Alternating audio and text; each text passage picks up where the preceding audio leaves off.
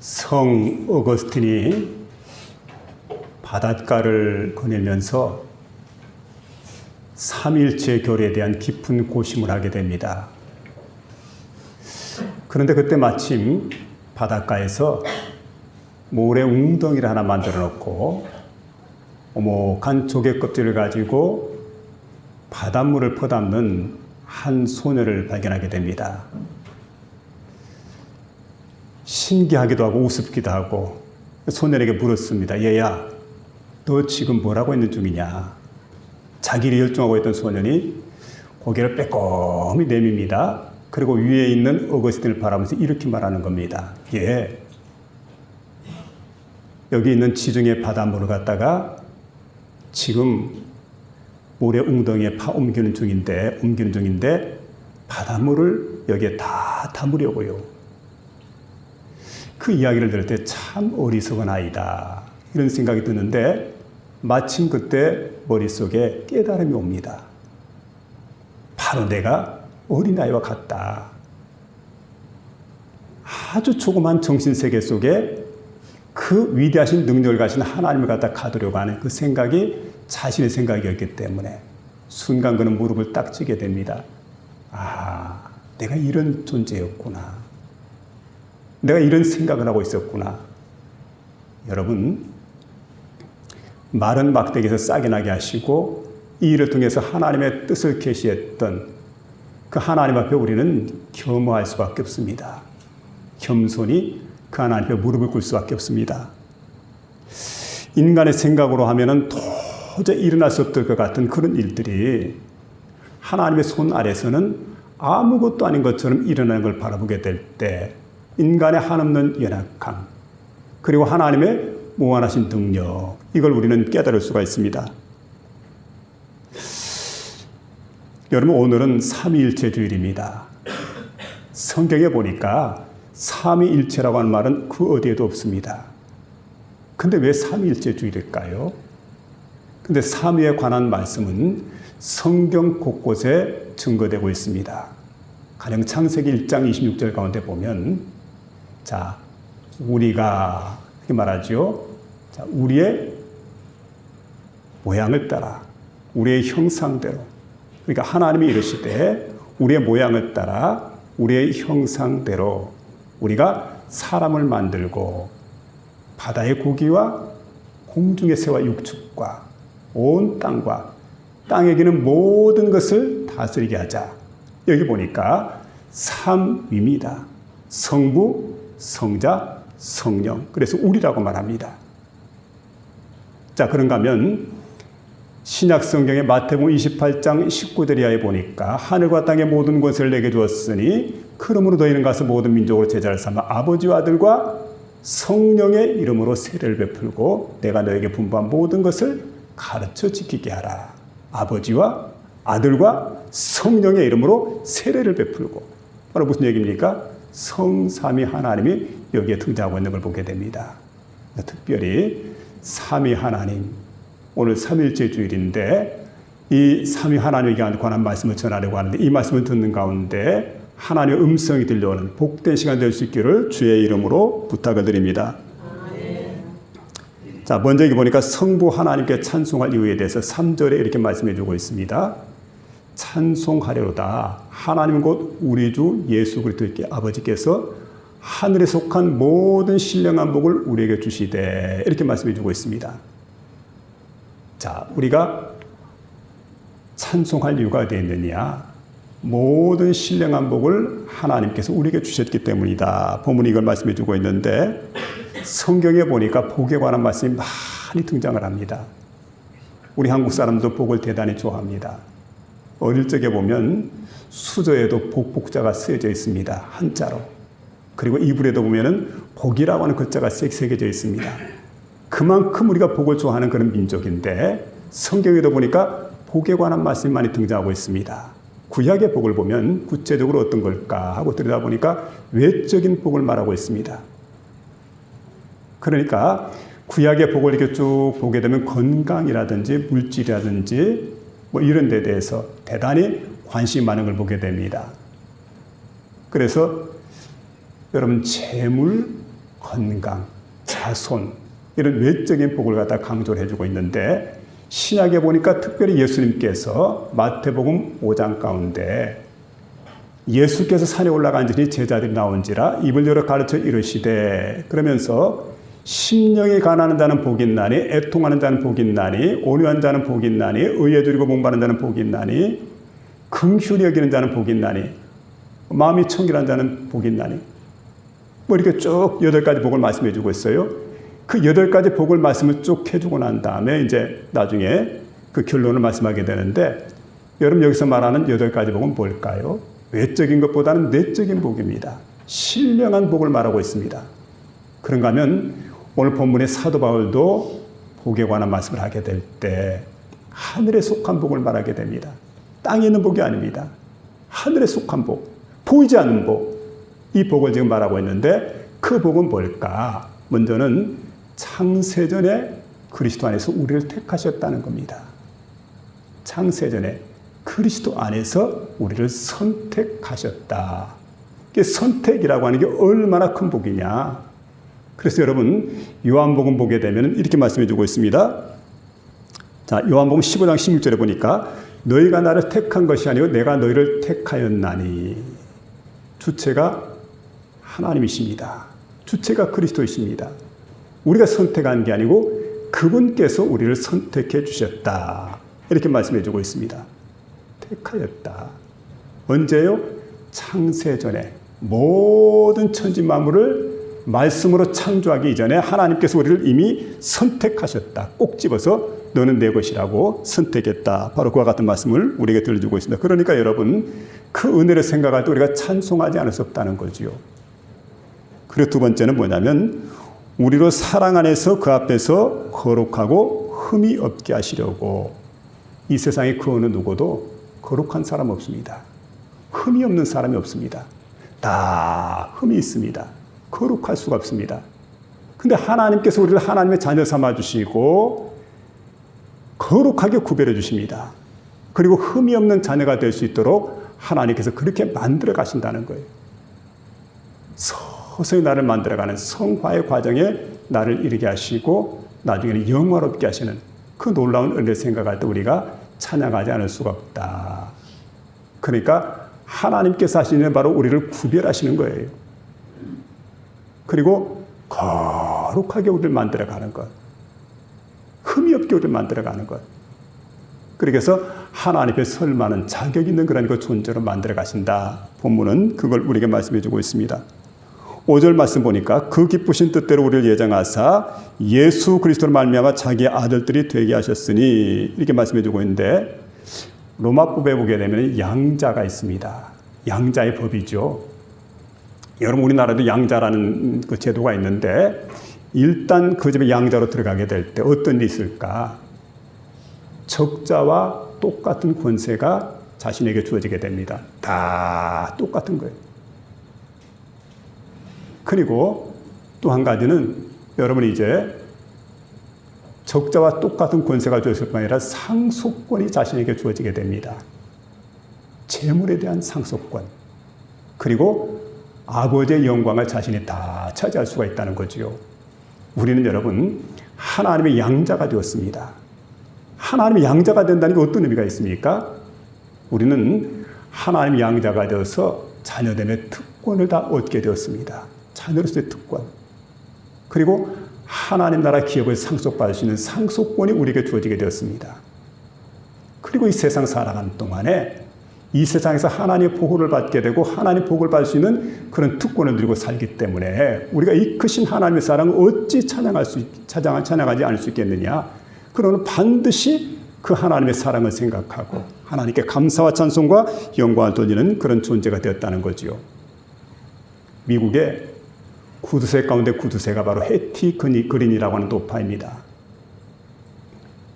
이분이 1916년에 세상을 떠나게 되는데 세상을 떠날 때 보니까 얼마나 많은 재산을 남겼냐면 당시 돈으로 1억 달러를 남겼대요. 여러분 놀라지 않죠? 집에 가서 한번 계산해 보세요. 1억 달러 얼마인가?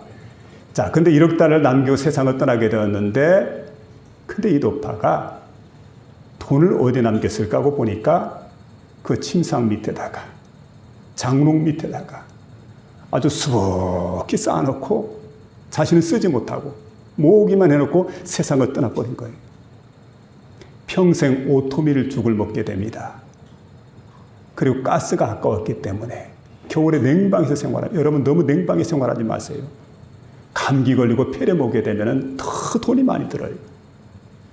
지혜롭게 살아갈 수 있기를 부탁을 드립니다. 그런가 하면 또 가스불이 아까웠기 때문에 평생을 죽만 끓여 먹고 사는, 죽만 먹고 사는 그런 사람이었다는 거죠.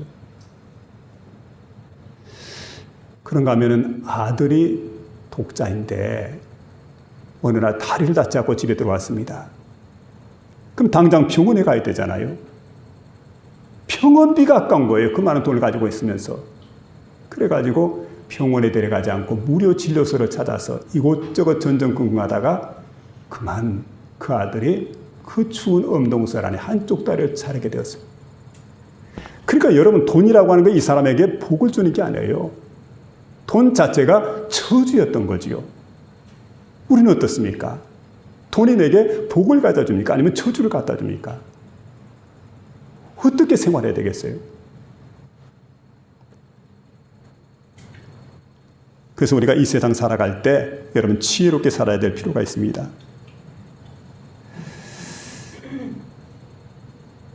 우리가 출세한다 그럴 때에 출세는 참 좋은 거죠. 성공하는 것도 참 좋은 겁니다.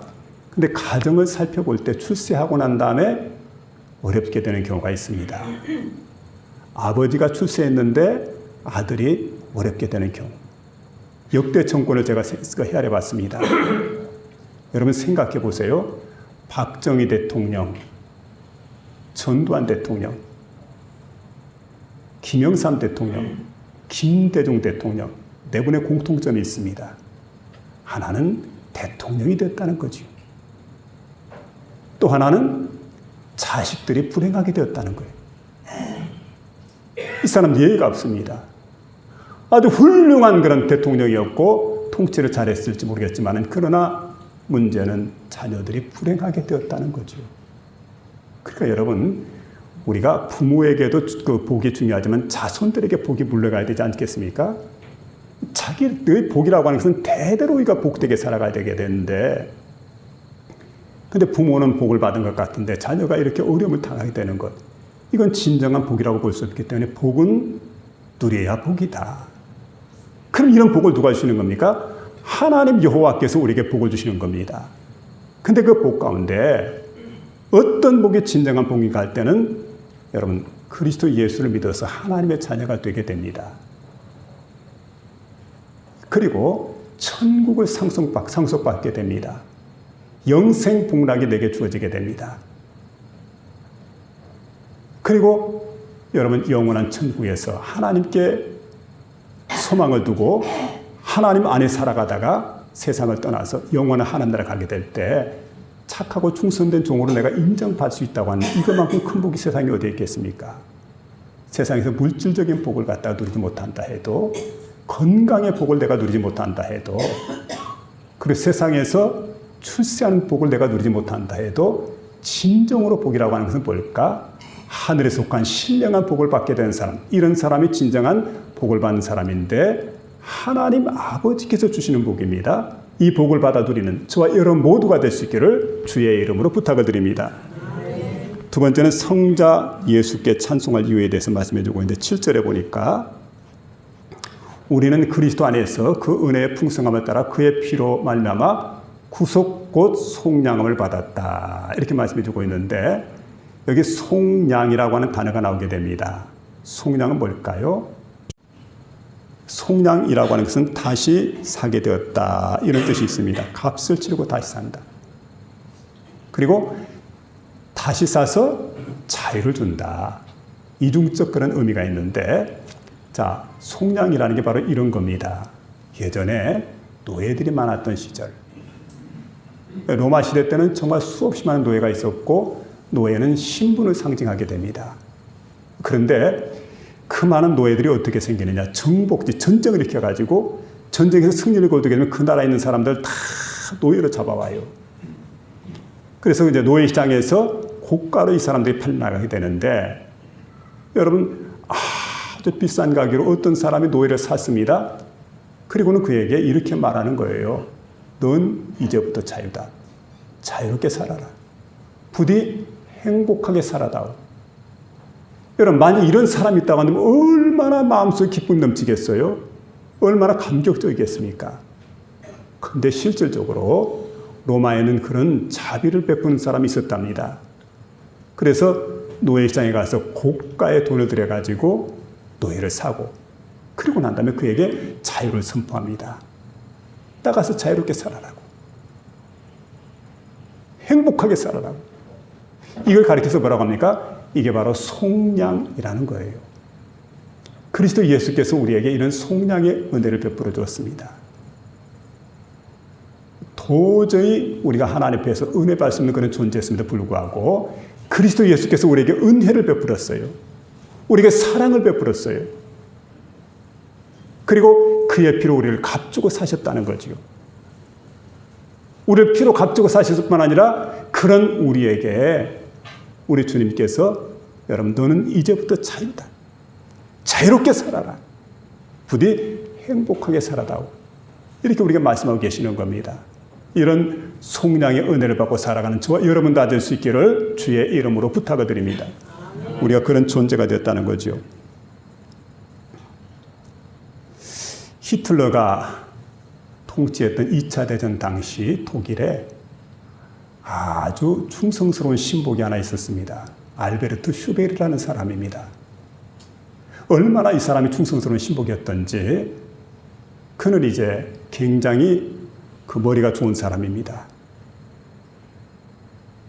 그런데 당시에 2차 대전인데 전 세계가 나치의 수중에 들어오게 하기 위해서 그는 백방으로 노력을 기울이고 독일에 있는 모든 공장들이 정상 가동이 되어서 이렇게 되어져서 결국 전쟁에 2차 대전 승리를 거두기 위해서 온 정성을 다 쏟아부었던 천재적 지혜를 발휘했던 이 사람.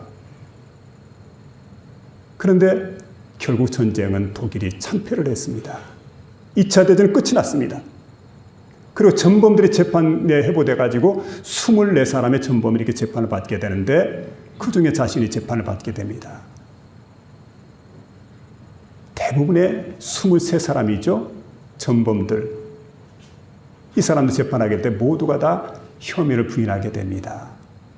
그리고 이렇게 말하게 됩니다. 나는 위에서 시켰기 때문에 어쩔 수 없이 일을 했습니다. 책임을 전가했어요. 그런데 알베르트 슈베르만큼은 그렇게 하지 않습니다. 모든 혐의를 인정한 거예요. 맞습니다. 내가 죄인입니다. 내가 죽일 놈입니다. 그리고 재판을 다 받고 난 다음에 결국은 20년 형을 받게 됩니다. 20년 형무소에서 수감 생활했습니다. 수감 생활을 다 마치고 난 다음에 밖으로 나왔습니다. 자유인이 되었습니다. 그때 책을 썼습니다. 이게 얼마나 사람들에게 인기가 있었던 인기리에 베스트셀러가 되어서 다 팔려나갑니다. 한 공군 기자가 신기해가지고 그를 찾아갔습니다.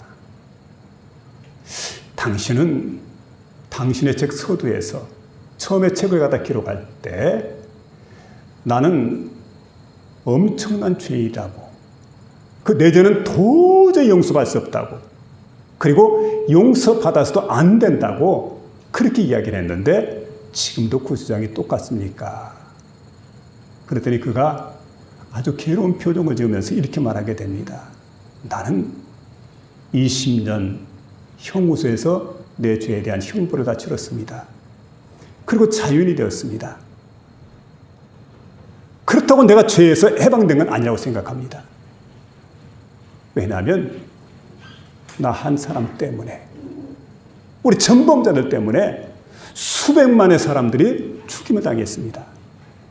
유태인만 해도 600만이 죽었으니까 자관이 전쟁을 통해서 엄청난 사람들이 희생을 당했는데 내가 그 희생에 대해 책임을 져야 되는데 죄에 대한 책임이죠.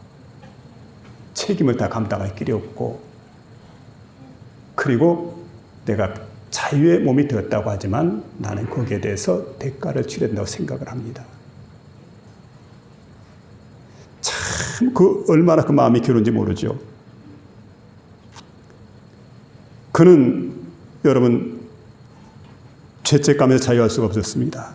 참의 길을 계속 걸었고 그리고 잘못을 깨닫게 되고 그리고 노력을 많이 기울였지만은 그러나 죄책감에서 결국은 벗어날 길이 없었고 인터뷰를 한 지 얼마 지나지 않아서 결국은 죽음에 이르게 됩니다. 생각해보면 여러분 죄라는 게 뭘까요? 이 죄라고 하는 것은 내 자신에 대한 것보다도 이웃에 대한 것보다도 하나님께 죄를 범죄했다는 거예요. 하나님께 죄를 범했다. 다윗은 언제나 하나님 앞에서 고백할 때마다 내가 죽게만 죄를 범하였사오니 사람에게 범한 게 아니고 하나님 여호와께 죄를 범했다. 난 죄인이다. 그러고 하나님께 두 손 들고 나가게 되죠. 여러분 죄 문제 해결의 길은 사람에게 있는 게 아닙니다.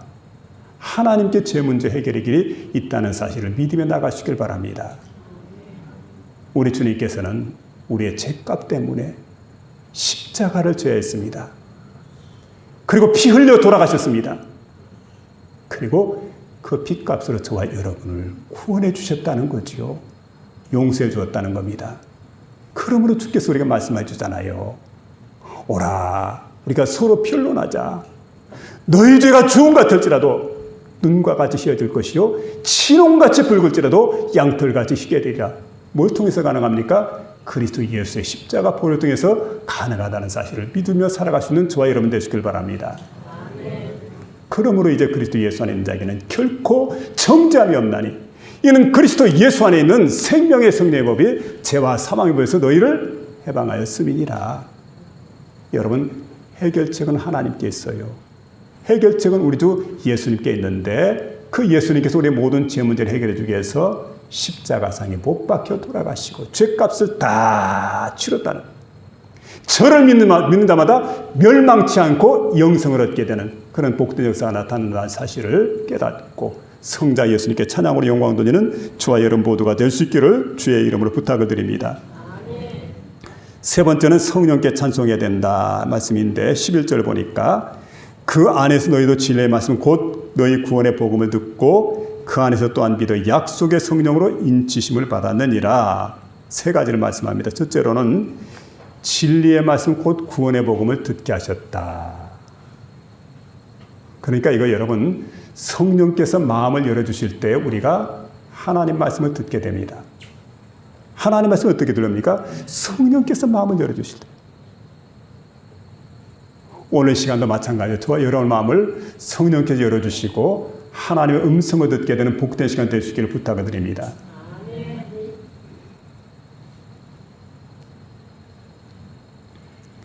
빌립 집사가 사도 바울이죠. 사도 바울이 빌립보에서 하나님 복음을 전하게 됩니다. 그런데 여러 날 그곳에 지내다가 안식일이 되었습니다. 근데 그곳에는 회당이 없습니다. 유대인이 10명 이상 안 되는 곳이죠. 그래서 하는 수 없이 강가에 있는 한 기도처를 찾게 되었습니다. 그 강가는 바로 지각테스라고 하는 강가입니다. 가서 보니까 여기에 여인들의 한 무리가 있습니다. 기도하러 온 사람들이겠죠. 그들에게 입을 열어서 하나님 복음을 전하게 됩니다. 근데 그 순간에 성령께서 두아디라 성에 자주장사했던 루디아라고 하는 여인의 마음을 열어주십니다.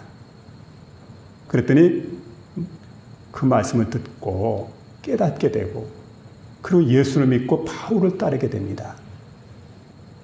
그리고 여러분 놀랍게도 그가 자신의 집을 오픈해가지고 그곳에 빌립보 교회가 설립되어지는 놀라운 역사가 나타나던 겁니다.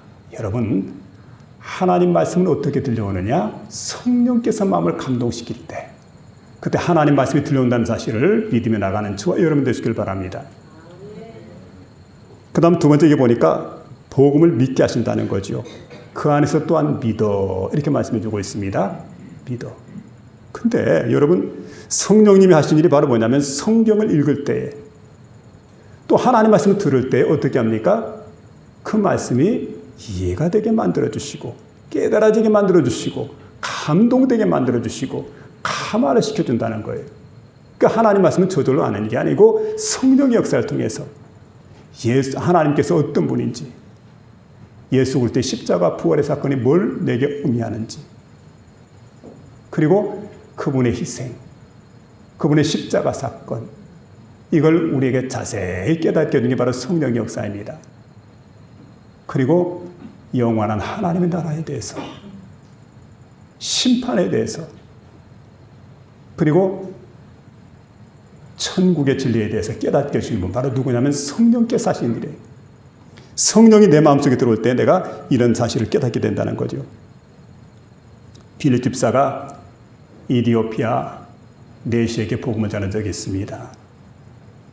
이 빌립 집사가 복음을 전했던 곳은 사마리아 지역인데 갑자기 성령께서 역사해가지고 사마리아 성에서 예루살렘에서 가사로 내려가는 중간 사이 보면 광야 지역인데 여기까지 인도를 하는 거예요. 거기까지 갔습니다. 가다 보니까 사람들이 많은 곳이 아닙니다. 단 한 사람, 에디오피아 여왕이었던 간닥의 내시입니다. 그러니까 예루살렘에 와서 업무를 마치고 돌아가는데 돌아가는 길에 두루마리 성경책을 펼쳐들고 성경을 읽게 됩니다.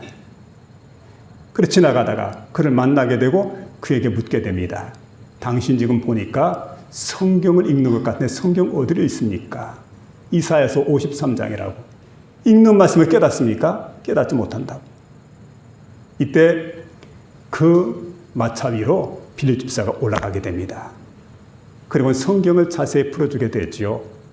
지금 읽고 있는 말씀이 어디냐면은 그가 찔림은 우리의 죄악을 인하며 그가 상함은 우리의 허물을 인함이라 하는 이사야서 53장. 그가 징계를 받음으로 우리가 평안을 누리고 그가 채찍에 맞음으로 우리가 나음을 입었도다 하는 그런 말씀인데 이 말씀의 의미를 깊이 해석해 줍니다. 근데 하나님 말씀을 딱 전하게 될 때 말씀을 두고 그의 마음속에 깨달음이 오게 되죠. 바로 이 말씀의 주인공은 그리스도 예수이십니다. 얼마 전에 그 그리스도 예수께서 십자가상에 못 박혀 돌아가셨습니다. 근데 돌아가신 지 사흘 만에 부활하셨습니다. 보세요. 그분에 대한 증거의 말씀이 여기에 이렇게 자세히 기록이 되어 있습니다. 근데 그 말씀을 딱 듣는 순간에 마음속에 큰 깨달음이 오게 됩니다. 그때 이렇게 말하게 되죠. 내가 예수 믿는 사람으로 인정하거든.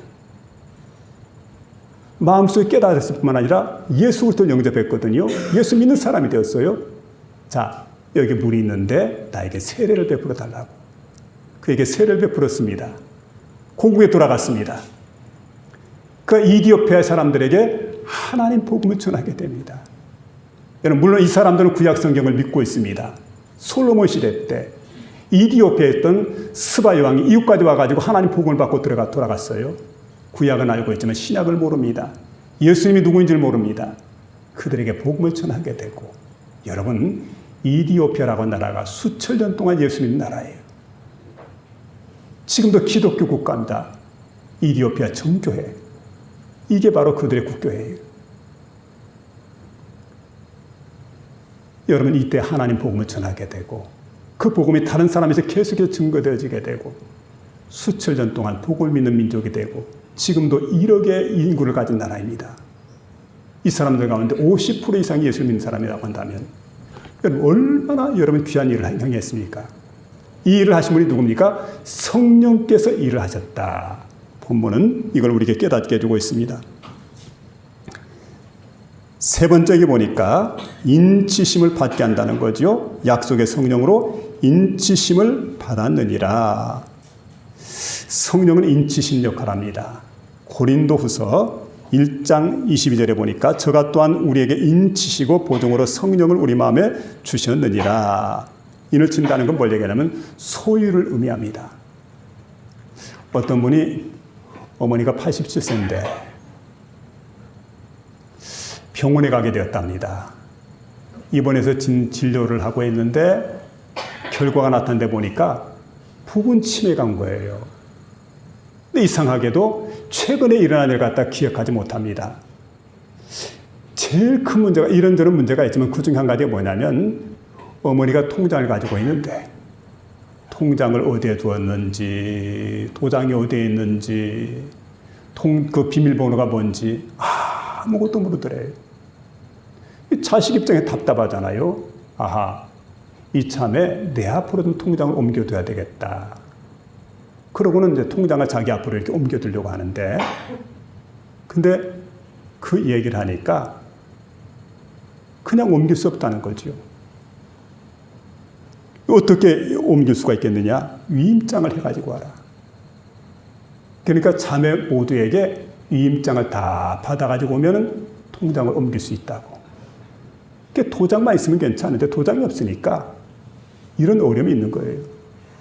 결국 그래서 위임장을 받지 못하고 결국 나중에 이제 어머니가 태어나고 난 다음에 나중에 조금 기억이 나는 그 순간에 결국 이제 통장을 찾을 수가 있었다. 이렇게 이제 고백을 하게 되는데, 참 여러분, 성령으로 인쳐주셨다.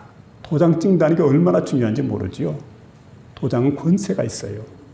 성령의 인을 치는 그 순간에 우리가 뭐가 됩니까? 하나님의 자녀가 된다는 거예요. 성령께서 불도장을 꽉 찍는 거예요. 이 사람 하나님 자녀라고. 여러분, 성령의 인치심 받게 되는 복된 심령 다 될 수 있기를 주의 이름으로 축원합니다. 반드시 성령의 인치심을 내가 받아야 되겠죠. 그럼 소유권이 이전이 되는 겁니다. 누구 앞으로입니까? 하나님 앞으로. 내가 내 평생 살아간 동안 하나님 나를 인도해 주시고 나를 보호해 주시고 나를 지켜주시고 나와 함께 하시는 그런 복된 역사가 성령의 인치심 가운데 나타난다는 사실이죠. 성령의 인치심 받게 되면 기업이 보증이 됩니다. 천국이 우리의 소유가 되었다. 바로 그와 같은 의미죠. 여러분, 성부 하나님은 구원을 계획하십니다. 성자 예수님은 그 구원을 이루어갈 수 있도록 희생을 하셨습니다. 자신의 몸을 친히 십자가에 못 박혀 돌아가게 하심으로, 그리고 다시금 살아나심으로 그를 믿는 모든 자들에게 구원받을 수 있는 길을 열어주었어요. 길을 만들어줬고 또 하나는 문을 만들어줬습니다. 그 예수님은 구원의 길이 되고 구원의 문이 됩니다. 그리고 성령 하나님께서 하신 일이 뭘까? 성령께서 하신 일은 바로 여러분 우리 마음속에 믿을 수 있는 믿음을 주신다는 겁니다. 그리고 인쳐 주신다는 것.